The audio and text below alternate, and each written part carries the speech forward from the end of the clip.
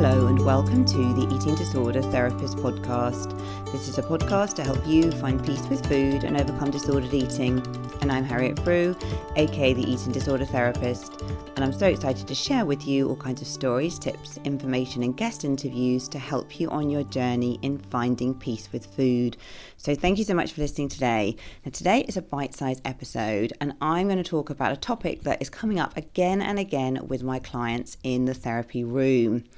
And this is other people around them talking about diet, wellness, commenting on food, commenting on what they're eating, commenting on weight loss, all the triggers. And I think often people find that, particularly if someone comments on your food, it can really derail you. It can bring up feelings of shame, anxiety and embarrassment because you feel like you're under the spotlight already when you're in recovery. Eating is so hard. There's so much judgment, another whole layer of thoughts and feelings that you're dealing with that people around you are often blissfully unaware of. And I think what's really tricky as well is when we're dealing with all these comments, diet culture, etc. It's a huge barrier then to be able to eat socially, eat lunch at work maybe, eat out at a restaurant, do all the normal things that would be really nice to be able to do if we were just kind of getting on with our lives in a much more peaceful place with food. So today I'm going to give you some reframes and coping strategies to deal with these situations to support you. So hopefully after this episode you will feel more empowered, more confident, to navigate social eating and just eating around others generally. Now, I think it's important to say, like most recovery issues, it does take time and you're going to have to practice and repeat these ways of coping to truly embed a deeper level of peace around eating with others. You know, it really does take time because of, you've obviously been, like many of us, kind of thinking and feeling about these food situations in this way for a while. So you can't just turn that off. Wouldn't it be nice as humans sometimes if we could? But it's more like a gradual dilution process. Okay, so number one, realize initially that food talk is your vulnerable spot. Now, every human being has a vulnerable spot or spots, okay? And what I mean, my own personal definition of your vulnerable spot is these are the kind of things that really trigger you. These are life triggers that hold a lot of emotional charge for you personally. And I think when our vulnerable spot is exposed or touched and we are exposed to that trigger, we can often feel overwhelmed, anxious, and often really emotionally dysregulated. And it can be hard to see the wood for the trees. We often go into fight, flight, or freeze, and it's really not very pleasant. And I guess the reason that the emotional response is intense and we have this vulnerable spot or spots is it's often linked to our childhood trauma or triggering events. And then we have lots of stories around this, and understandably, you know, we have then relived these situations again and again and again. Every time we go through these situations, the old emotions come up.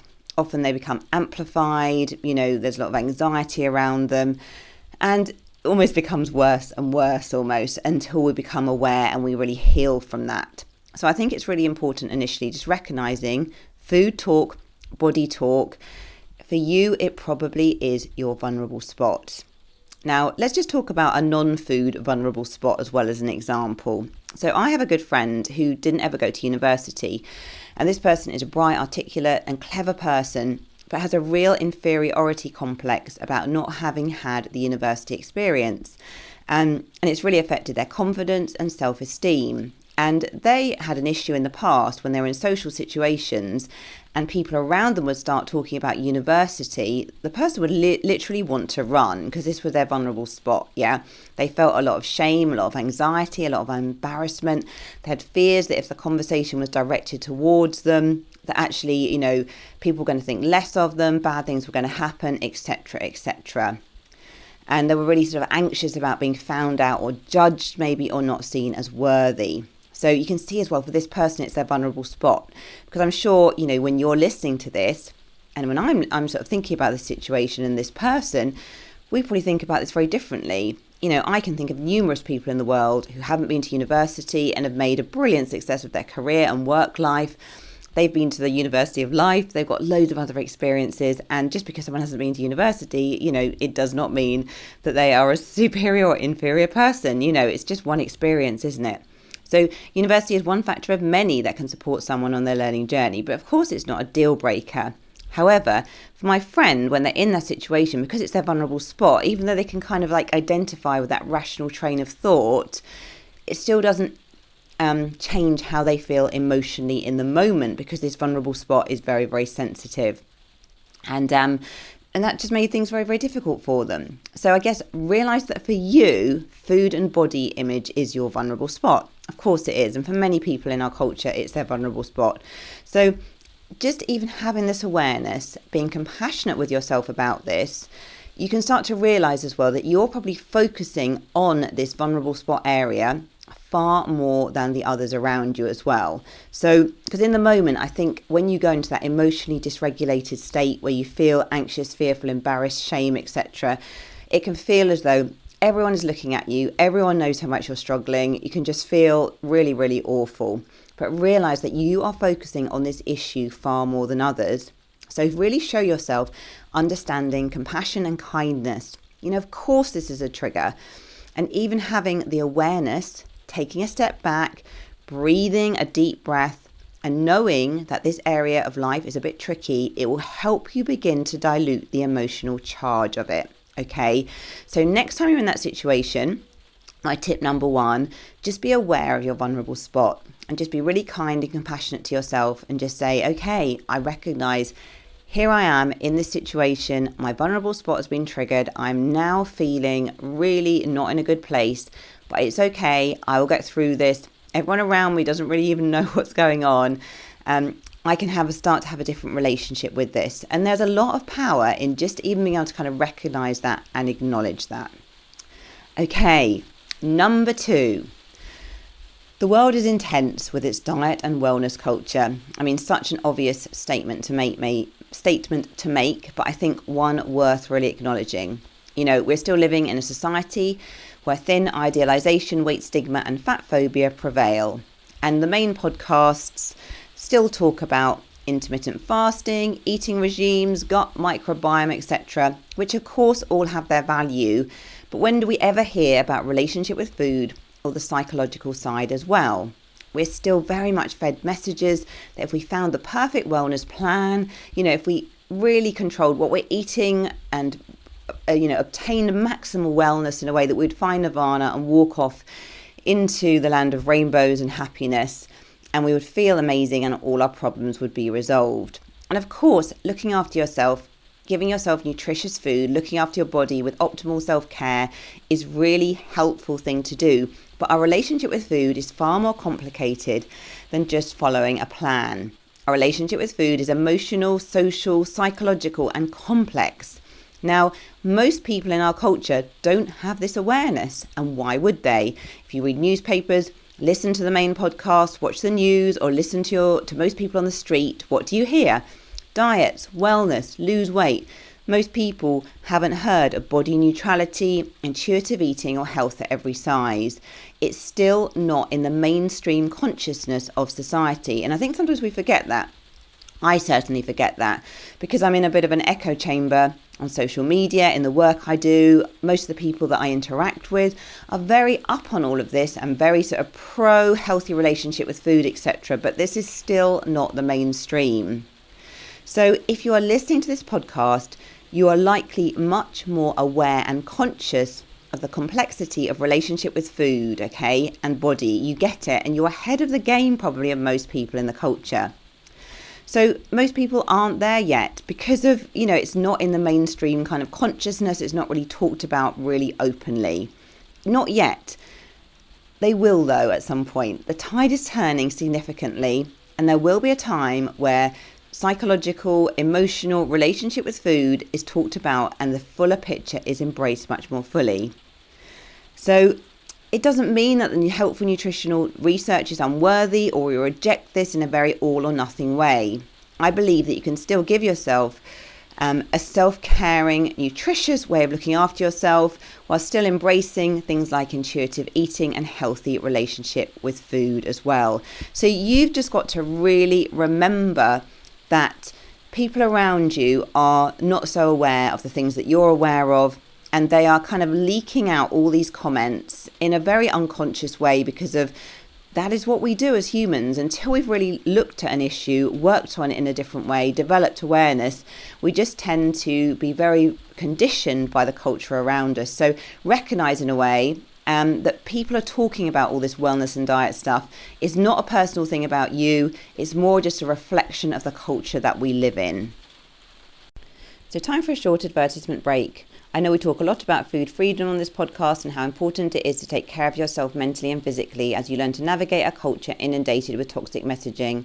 One of the best ways to take care of yourself is through exercise, but I know it can be really hard to find an exercise program that isn't rooted in these toxic messages and doesn't feel triggering. Well, I recently met Katie, the owner of an amazing new exercise company called WeShape. WeShape doesn't focus on calorie counting, tracking how much you work out, or making you feel bad about your body to get you motivated.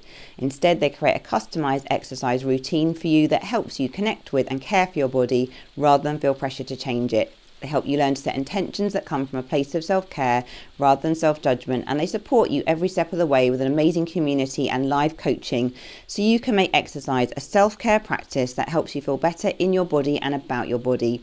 Plus, they're giving listeners of the show the chance to try it for 2 full weeks for free. Just head on over to weshape.com/freedom or check out the link in the show notes to get started today. Number 3, other people's comments are not about you. So anyone who is struggling with their own relationship with food will be hyper aware of what others are eating. Okay, if your aunt is on a diet, she'll be obsessed with calories, food groups, whatever, and she will have an acute awareness of what everyone around her is eating because she's probably feeling deprived and a bit fixated on her eating. This is what happens when we follow these restricted plans. Anyone with a peaceful relationship with food is not going to care about what you're eating. They might comment if it looks really tasty or succulent or beautifully presented, and maybe they're wanting to have a bite themselves. But any comment about quantity or calories or health, it's probably coming from a place of more food judgment and insecurity. And this is not to say that someone is a bad person for making that comment.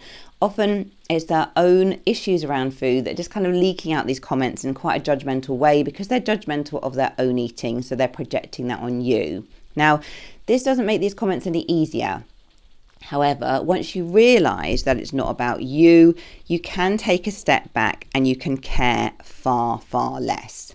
So I know for myself, if I was going out for the day with some new people, maybe we had to have meals out, I would still do my regular eating, even if they didn't eat snacks, even if they were eating in a completely different way, even if they were all on diets and wellness plans or whatever. I would still self-care and eat to my hunger and fullness, even if everyone else was having a salad. Not if there's anything wrong with having a salad, but if I was hungry and I wanted more than a salad and everyone else had a salad, I would still be going for the pizza or the pasta or whatever I needed to honour my own needs. I would still have the dessert if no one else was having it, if I really fancied it. And if someone said to me, "Oh my goodness, you eat a lot," I would just say, I really like fueling my body, eating regularly, taking care of myself. It's one of my top priorities to manage my mental and physical health. So don't you do the same? I would really model that being carefree around food, being free, having a healthy relationship with food, and not being restrictive on a pedestal. So I think that's something we often do is we abandon our own self-care, we abandon our own needs in the moment because people around us are being kind of restrictive, and we think, oh, that restriction is really good and self-disciplined and that's what I should be doing. But actually, no, in recovery and for the long term, self-care, looking after ourselves, that needs to be the optimum thing. Managing physical and mental health. Restriction does not put you in a place with your positive mental well-being. You often feel massively deprived. You're at much greater risk of binge eating. You have lots of physical symptoms. So let's take restriction off the pedestal and really optimize self-care, really kind of get in your own lane. What is right for you? It does not matter what other people are doing because other people will do weird things with food. And if you are derailed by Every time you come into contact with someone doing something weird with food, you're going to be massively vulnerable, because there's a lot of it in our culture, because people are doing the best they can, but there's a lot of really mixed food messages around, a lot of confusing messages. People don't really know what to do. And because of the mainstream cultural message is still often looking very much about finding the perfect plan, rather than looking at your emotional, psychological relationship with food, and what other people are doing is probably not going to be a sustainable thing to follow, and it's definitely probably not going to be right for you. Okay, so hold all this in mind. Number 4, set boundaries if you need to. So if someone in your life is commenting frequently, you really might need to set some boundaries, okay? If they're commenting, oh my goodness, you're eating a lot there, oh my goodness, kind of saying things over and over again that are really unhelpful. Now, with the people you love, educate them about diet culture, because you may have kind of parents, aunts, grandparents, people in your life that have been brought up in a very different way. They don't even understand what diet culture is. They're unconsciously been living in it. So we need to kind of educate them with love, okay? Teach them, help them learn. And the people that really genuinely love you and want to support you, want to help you, they don't realise that leaking out these comments is unhelpful, and we sometimes just need to be quite firm and tell them in a really kind way. So we're kind of educating people. So people that you love, I think, you really want to have this kind of openness, be able to just let them know this is really unhelpful, and they're kind of on the journey too, really, to understanding all of this more. Now, I think if someone close to you is using this kind of commentary in a really deliberate or unkind way, then I think perhaps you need to set a firmer boundary, or really think about your relationship with that person and how much you're spending time with them. So if you feel that someone's doing it in a sort of provocative, unhelpful way, just really say to them, I don't want to talk about my food, thank you. And practice saying that in front of the mirror or away from them before you're actually in that situation. Just say to them something like, these type of comments are not helpful. Please, can we talk about something else? So you can be very firm, and you can also be quite kind as well. I think people are worried about setting boundaries sometimes because they think, oh my goodness, I'm going to come across as really aggressive and it's all going to be really difficult and stressful, etc. But actually you can be very firm, but you can also be very kind. And you're just letting someone know, actually, I'm not going to talk about that. That is not unhelpful. And maybe that person at this point on their journey, they can't really understand why that's an issue. I think sometimes people have been so indoctrinated in diet culture, they don't realise that when you're recovering from an eating disorder, you don't want to hear about their new diet. They just don't get it, okay? And of course, it's massively unhelpful. You need to set your boundaries, but and hopefully someone can take that on board. If they really cannot take that on board and they continue to violate your boundaries, you really need to think, I guess, how much time you spend around them, perhaps particularly when you are eating or in challenging situations in your recovery. Now, if you are with people you don't know so well, and perhaps it's harder to be vulnerable, it's harder to set boundaries, you may need to just change the subject. If they do start talking about their diet or wellness thing, don't get enthusiastic about it, don't add any kind of energy to it, don't ask questions about it. Take a step back, notice what's going on, almost have that bird's eye view down on yourself, think about, okay, someone's just talking about this is quite triggering for me. Okay, maybe I need to go to the bathroom for a break. Or you could just say calmly, without even revealing too much, just say, I don't really do kind of diets or wellness plans. I'm into intuitive eating. Have you heard of it? Because it could take the situation, the conversation in a whole different direction. But I think in those situations as well, it's much harder, isn't it? With people you don't know so well, you don't probably want to be so vulnerable. You want to protect yourself. But I think, again, you can really just sidestep that conversation, maybe take a break, talk about something else, bring in the subject of intuitive eating. Because a lot of people nowadays, actually, even if they're quite indoctrinated in diet culture, they'll still be more open to talking about intuitive eating. That's if it's something you even want to talk about. Okay. So I hope that's helped you with some of this, because I think it's something so many people are struggling with. So in summary, the 4 points we've talked about. Number 1, recognise that this is your vulnerable spot. Okay. This feels super intense and emotional and overwhelming for you, but remember, it's because it's your vulnerable spot. We all have vulnerable spots, so be compassionate to yourself. Number 2, diet and wellness culture is the normal consciousness still. So people are just like leaking out all the comments in a very non-personal way, okay? It's very easy in the moment to take it very personally, but realize so many people just see their eating and body image stuff through the lens of diet and wellness. And, you know, that's just, they're coming from the best place they can at the time. Try not to take it personally. Other people's comments as well are not about you, number 3, okay? If someone else is on a diet, they'll be much more focused on what you're eating, okay? So just remember that as well. This is not about me, it's not personal. And number 4, set boundaries if you need to. And, don't be afraid to set boundaries. You can do it with a lot of kindness and a lot of firmness, okay? And if someone's not open to receiving that information yet, you've just done the best you can. At least even if you assert yourself, you're going to feel better. And then you can just think about, okay, if they can't take this on board yet, what's then my next step to just protect myself, or how can I manage this situation better? Okay, hope that's helped. Be compassionate and kind to yourself in this process. It's really hard living in a culture where you're desperately trying to, make some really fantastic changes with recovery, but you are constantly derailed because of the toxic culture. Anyway, keep going. You can do it. Stay in your own lane. Put the blinkers on, earplugs in. Recovery road is the one for you. Okay, if you're not following me already, do seek me out on Instagram at the Eating Disorder Therapist _. And for further support with your relationship with food, do go to the eatingdisordertherapist.co.uk. If you enjoyed this podcast, I'd be so grateful if you'd follow, rate and review, as it helps it reach so many more listeners. And if you're a professional listening, do check out my eating disorders and body image courses in the show notes. And also you might be interested in my 10 Steps to Intuitive Eating course. If you are wanting to improve your relationship with food, this is not just for professionals, it's for anyone. And it remains having 50% off still at the moment. So it's, I think it's £49.50 instead of £99. I think that's right. Okay, thanks so much for listening. And I look forward to sharing another podcast episode with you very soon.